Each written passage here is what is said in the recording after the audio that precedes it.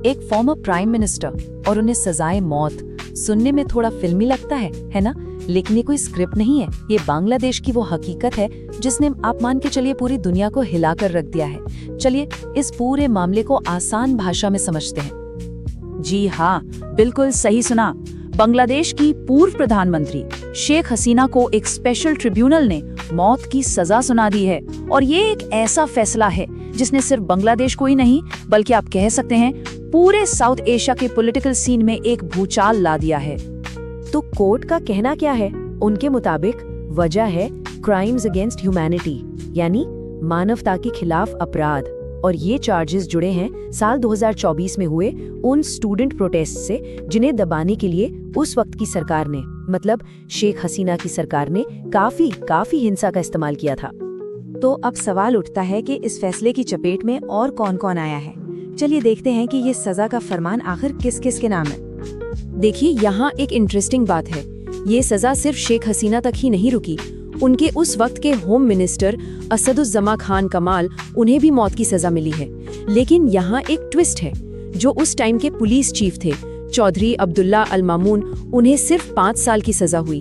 अब आप सोचेंगे ऐसा क्यों? वो इसलिए क्योंकि वो बन गए आगे चलकर सरकारी गवाह। लेकिन ये सब हुआ कैसे?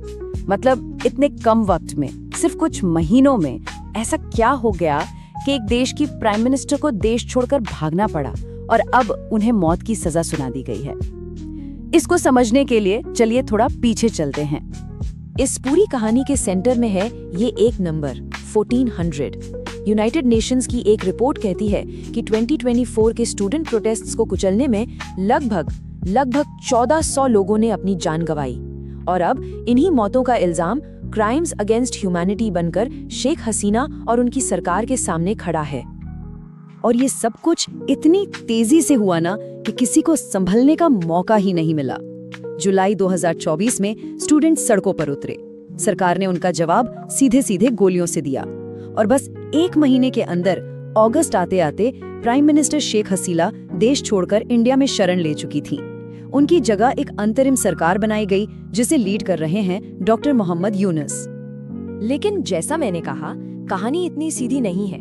जिस ट्रिब्यूनल ने ये इतना बड़ा, इतना हिस्टोरिकल फैसला सुनाया है, असल में उसके खुद की क्रेडिबिलिटी पर बहुत बड़े सवाल उठ रहे हैं। सवाल ये है, इसके नाम में तो इंटरनेशनल है, यानी अंतर्राष्ट्रीय, पर क्या ये सच में इंटरनेशनल है?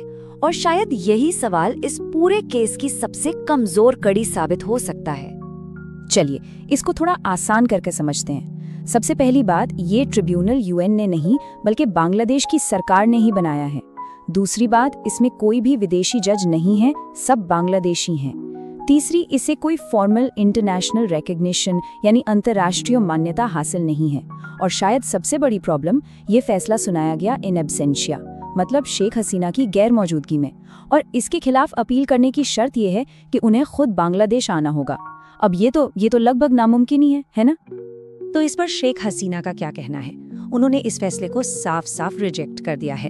उनका कहना है कि ये एक रिग्ड ट्रिब्यूनल का फैसला है, मतलब इसमें धांधली हुई है और ये पूरी तरह से पॉलिटिकली मोटिवेटेड है। उनके हिसाब से इसका एक ही मकसद है, उन्हें और उनकी पार्टी अवामी लीग को पॉलिटिक्स से हमेशा के लिए साफ कर देना। अब चलते हैं बांग्लादेश के अंदर। वहाँ इस फैसले के बाद माहौल कैसा है? एक लाइन में कहे तो पूरा देश 2 हिस्सों में बंट चुका है। एक तरफ है अंतरिम सरकार, जिसके हेड हैं मोहम्मद यूनुस और उनके सपोर्टर्स। वो लोग इसे जस्टिस यानी न्याय कह रहे हैं। उनका कहना है कि ये एक मिसाल है कि कानून से ऊपर कोई नहीं। और फिर दूसरी तरफ है शेख हसीना की पार्टी अवामी लीग और उनके कार्यकर्ता। वो इसे साफ बदला कह रहे हैं और एक नए युद्ध का ऐलान कर रहे हैं। और समझने वाली बात यह है कि ये सिर्फ बयानबाजी नहीं है। ढाका में इस वक्त माहौल काफी एक्सप्लोजिव है।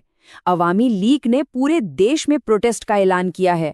इसके जवाब में सरकार ने सिक्योरिटी फोर्सेस को शूट एट साइट का ऑर्डर दे दिया है।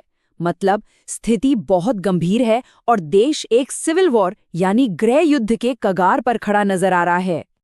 तो अब इस मामले को बांग्लादेश से बाहर निकालते हैं और देखते हैं कि दुनिया, खासकर इंडिया, इस पर क्या सोच रहा है, क्योंकि इस आग की लपटें अब पड़ोसी देशों तक भी पहुंच रही हैं और यहीं से शुरू होता है एक बड़ा डिप्लोमैटिक खेल। हुआ ये है कि बांग्लादेश की नई सरकार ने इंडिया से ऑफिशियली मांग की है कि शेख हसीना को एक्स्ट्राडाइट किया जाए। एक्स्ट्राडाइट यानी उन्हें वापस बांग्लादेश को सौंप दिया जाए। लेकिन इंडिया के लिए ये फैसला बिल्कुल आसान नहीं है। एक तरफ नए पड़ोसी से रिश्ते बनाने का दबाव है, तो दूसरी तरफ एक पुराने दोस्त को दी गई शरण की जिम्मेदारी भी है। और इसकी सबसे बड़ी वजह है एक कॉन्सेप्ट जिसे कहते हैं पॉलिटिकल असाइलम, यानी राजनैतिक शरण। इंटरनेशनल लॉ मतलब अंतर्राष्ट्रीय कानून मोटा मोटा ये कहता है कि अगर किसी व्यक्ति को पॉलिटिकल रीजन से शरण दी गई है तो उसे आमतौर पर ऐसे मामलों में वापस नहीं भेजा जाता। और ऐसा लगता है कि इंडिया शेख हसीना के केस को इसी तरह से देख रहा है। इस बीच यूनाइटेड नेशंस ने एक बैलेंस्ड अप्रोच अपनाया है। यूएन का कहना है कि हाँ, जो विक्टिम्स हैं उन्हें न्याय मिलना बहुत ज़रूरी है, लेकिन इसके साथ ही यूएन ने मौत की सज़ा का सख्ती से विरोध किया है और उन्होंने इस बात पर भी जोर दिया है कि पूरा ट्रायल फेयर होना चाहिए, जो इंटरनेशनल स्टैंडर्ड